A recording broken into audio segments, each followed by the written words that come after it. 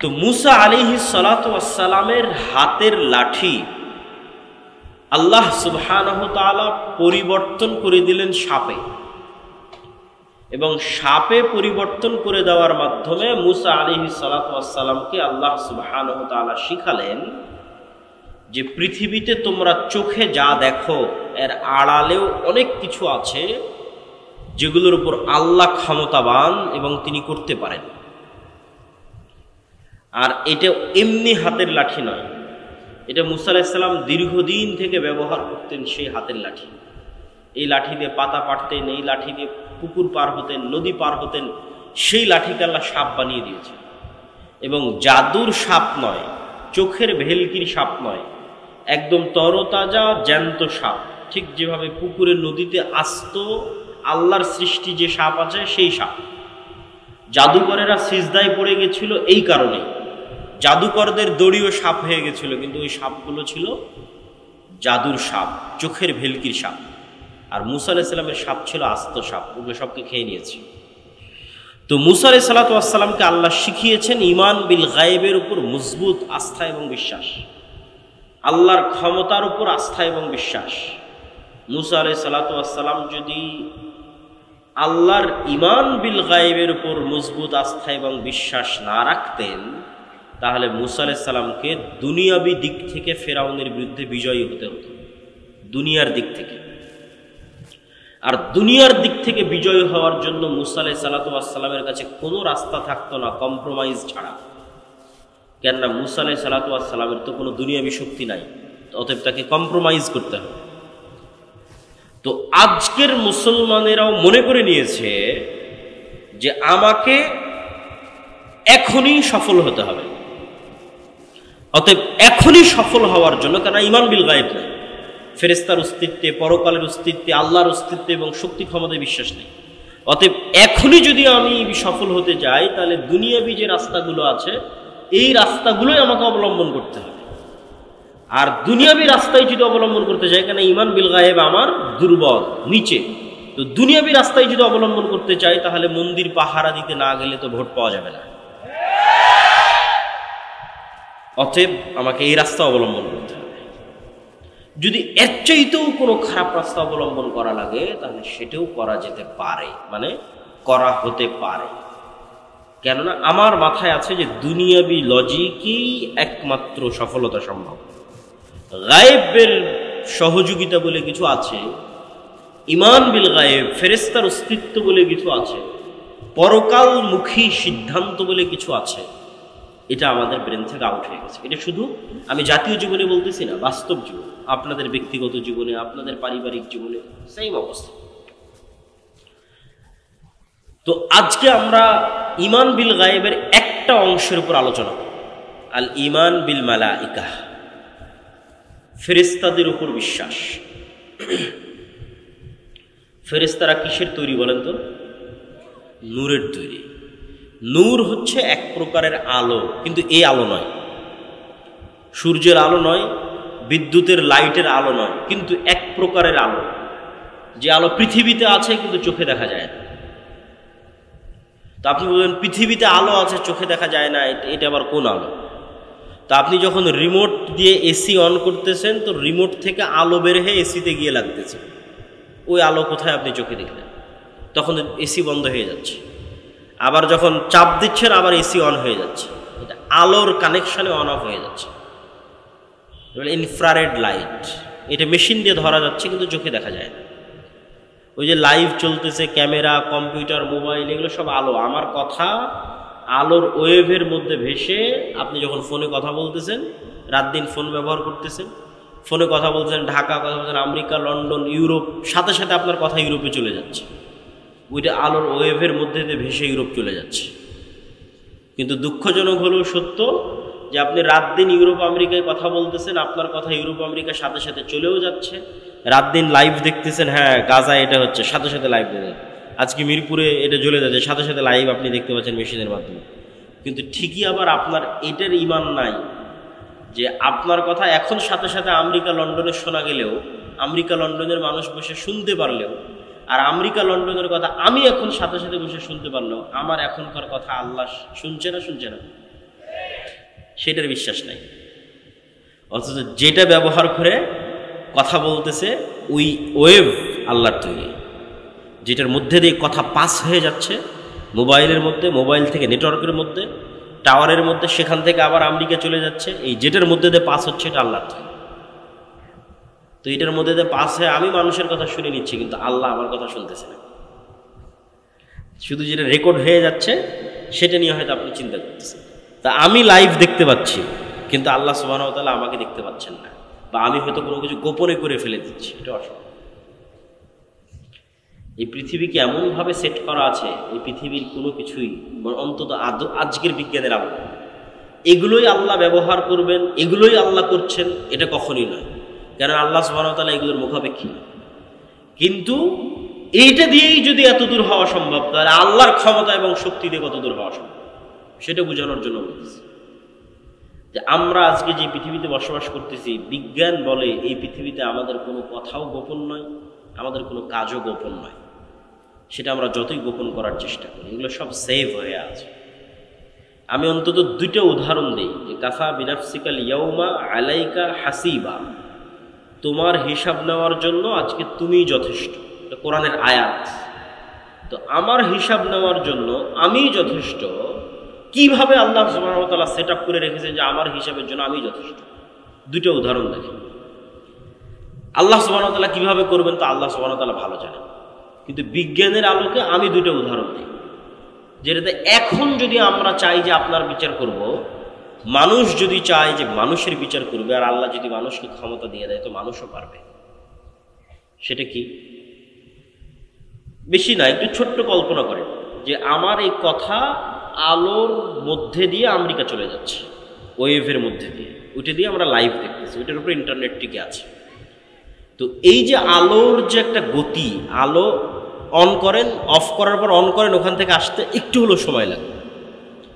এটা torch light ছাড়েন, একটু হলেও ওই মাথায় যেতে সময় লাগে। তো এই যে যত দ্রুত আলোটা চলে গেল, এই আলোর যাওয়ার যে গতি, এই গতির চাইতে আমরা দ্রুত কোনো গতির যন্ত্র বানিয়ে ফেলেছি।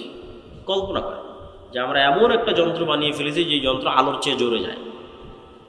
তারপরে আলোর গতিতে 30 বছর চললে যত দূরে যাওয়া সম্ভব, আমরা ওর চেয়ে জোরে তত দূরে পৌঁছে গেছি।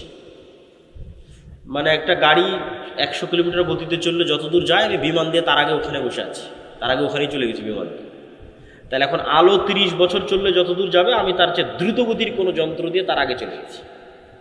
গিয়ে ওই 30 বছর আগে গিয়ে, তথা 30 বছরের দূরত্বের পথে গিয়ে আপনি কল্পনা করেন যে মোবাইলের মতো একটা যন্ত্র আপনি বানিয়ে ফেলেছেন, শক্তিশালী একটা দূরবীন বানিয়ে ফেলেছেন, দিয়ে যদি পৃথিবীর দিকে তাক করেন, তাহলে 30 বছর আগে আপনি এই পৃথিবীতে যা যা করছিলেন তা লাইভ আপনি দেখতে পাবেন। কেন? ওইটা আলোর মধ্যে ভেসে ভেসে যাচ্ছিল, যেমন লাইভের মধ্যে মোবাইলের মধ্যে ভেসে যাচ্ছে। এখন খুব দ্রুত আলো যাচ্ছে, এই জন্য আমি বুঝতে পারতেছি না, সাথে সাথে চলে যাচ্ছে। তো এখানে আলোকের চাইতে আমরা দ্রুত 30 বছর আগে চলে যাব, 30 বছরের দূরত্বের পথ চলে যাব। তাহলে 30 বছর আগে আমি আবদুল্লাহ রাজশাহীর নওদাপাড়ায় অথবা রাজশাহীর ডাঙ্গিপাড়ায় হাঁটছিলাম, খেলছিলাম, ঘুরছিলাম, আমার ওই হাঁটা খেলার দৃশ্য আমি দেখতে পাবো, আমার চোখে দেখতে পাবো যে ওই যে আমি হাঁটতেছি, খেলতেছি, ঘুরতেছি। 1400 বছর আগের যদি এরকম আলোর সফর করা যায়, তাহলে বদরের যুদ্ধ লাইভ দেখা যায়। অসম্ভব নয়, বাস্তব সত্য। মুহাম্মদ সাল্লাল্লাহু আলাইহি ওয়াসাল্লামের পুরো জীবনী দূরবীন দিয়ে লাইভ দেখা যায়। কিন্তু মানুষ আলোর চেয়ে গতি অর্জন করতে পারবে না, যেতেও পারবে না, দেখতেও পারবে না, সেটা ভিন্ন কথা। কিন্তু আপনার একটা কাজও হারিয়ে যায়, সব সেভ হয়ে আছে আলোর মধ্যে, আর আপনার সব কথা আপনি শুনতে পাবেন। তো কাফা বিনাফসিকাল ইয়াউমা আলাইকা হাসিবা, আপনার নিজের বিচার করার জন্য আপনি যথেষ্ট। এবার আরেকটা বলি যে আপনার নিজের বিচার করার জন্য আপনি যথেষ্ট, সেটা কি? আপনার মোবাইলের মেমোরি কার্ড, অনলাইনের ডাটা, এগুলো সবাই খুব ভালোভাবে জানেন যে অনলাইনের কোনো ডাটা হারায় না। কোথায় ফেসবুকে যদি কোনো কমেন্ট করে থাকেন ওটা থাকে, কোথাও যদি ফেসবুকে মেসেজ দিয়ে থাকেন ওটা থাকে, কোনো লাইভ করে থাকেন সেটা থাকে, ফেসবুক কর্তৃপক্ষের কাছে থাকে, আপনি রাখলে থাকে। অনলাইনে কোনো টাকা ট্রান্সফার হলে সেটা হারায় না, সেটা থাকে। এগুলো কোনো কিছু হারায় না, মেমোরি কার্ডের মতো ডাটা সেন্টারের মতো সেভ হয়ে থাকে। তো আমরা যে আমাদের শরীরের সাথে এগুলো সব কম্পিউটার ক্যামেরার চাইতে ভয়ঙ্কর কিছু বহন করে নিয়ে বেড়াচ্ছি, সেটা হচ্ছে আমাদের মাথা। সবগুলোর চাইতে ভয়ঙ্কর। এরা যেমন ক্যামেরা দিয়ে আমাকে ভিডিও করতেছে, করার পর এটা চিপস বের করে কম্পিউটারে দিবে, তাই না? সেখানে এটা সেভ হবে। তো আমার এটা ক্যামেরা, আমি এটাতে যা যা দেখতেছি সব এখানে সেভ হচ্ছে, আমার মেমোরিতে সেভ হচ্ছে। আমি যা যা দেখতেছি আমার মেমোরিতে, যা যা শুনছি আমার মেমোরিতে সেভ হচ্ছে, আমার মেমোরিতেই।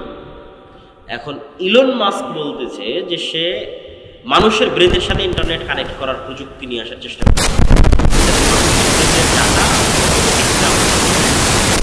তাহলে কয়দিন পর তো আপনি আপনার ব্রেনের ডাটা ট্রান্সফার করে আপনি দেখতে পাবেন যে আপনি মোবাইলে কি দেখছিলেন, আপনার ব্রেনে সেভ হয়ে আছে কি দেখছিলেন, কেন এই ক্যামেরা দিয়ে গেছে এখানে সেভ হয়েছে।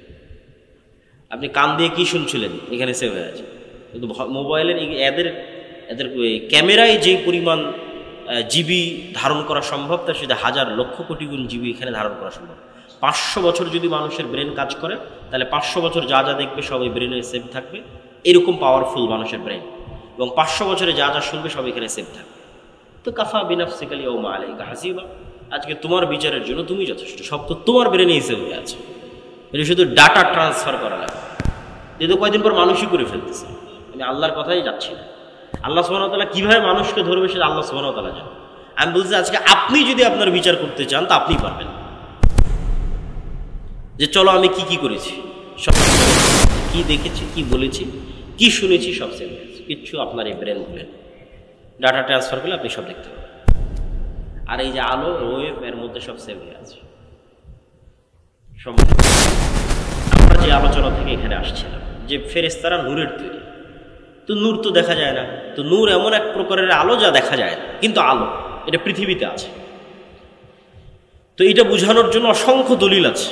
আমার ওই আল্লাহর পথে যাত্রা বই অসংখ্য দলিল আমি দিয়ে রেখেছি। আজকের এই সংক্ষিপ্ত আলোচনা একটু অল্প অল্প করে বলি, কেন বক্তব্য দীর্ঘায়িত করতে চাই না, সংক্ষিপ্ত করতে চাই। আবারও আমাদেরকে রাজশাহী নয় ঢাকা ফিরে যেতে হবে, এটা একটু কষ্ট করার জন্য। আল্লাহুম্মা জাআল ফি কলবি নূর, বলছেন হে আল্লাহ আমার অন্তরে নূর তৈরি করে দেন। সামিঈ নূর, কানে নূর তৈরি করে দেন। বাসরি নূর, চোখে নূর তৈরি করে দেন। সামনে নূর তৈরি করে দেন, পিছনে নূর তৈরি করে দেন, ডানে নূর তৈরি করে দেন, বামে নূর তৈরি করে দেন, উপরে নূর তৈরি করে দেন, পায়ের নিচে নূর তৈরি করে দেন। তাহলে নূর একটা অস্তিত্বশীল জিনিস, যা সামনে পিছে আগে পরে চোখে কানে অন্তরে তৈরি হতে পারে। লাইটের বাল্বের ভোল্টের মতো বাড়ে কমে। নূর লাইটের বাল্বের ভোল্টের মতো, যেমন যে ফ্যানের পাওয়ারটা বাড়িয়ে দিল, ঠিক যেমন আপনি চোখের পাওয়ার যখন কমে যাচ্ছে তখন চশমা লাগিয়ে নিচ্ছেন, কানের পাওয়ার যখন কমে যাচ্ছে তখন কানে মেশিন লাগিয়ে নিচ্ছেন।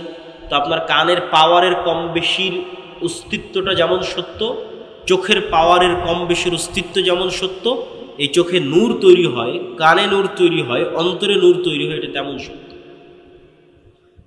রাসূলুল্লাহ সাল্লাল্লাহু আলাইহি ওয়াসাল্লাম বলছেন, আমাদের চোখে আমরা যে পৃথিবী দেখি, এই পৃথিবী আর যে গায়েব আমরা দেখতে পাই না, আল্লাহর অস্তিত্ব, এই দুইটার মধ্যে পর্দা হচ্ছে নূর।